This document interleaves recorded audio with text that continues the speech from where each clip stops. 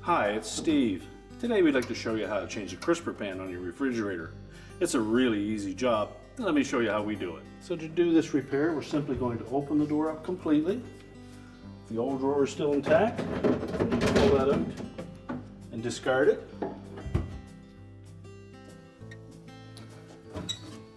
And to prolong the life of that crisper pan, we suggest that, first of all, if it's heavily loaded, when you pull it out, make sure that you support it from the front so that it doesn't crack the rails along the top.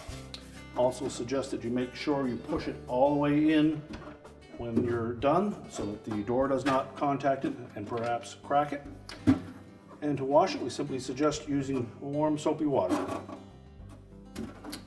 So just slide it back into the tracks.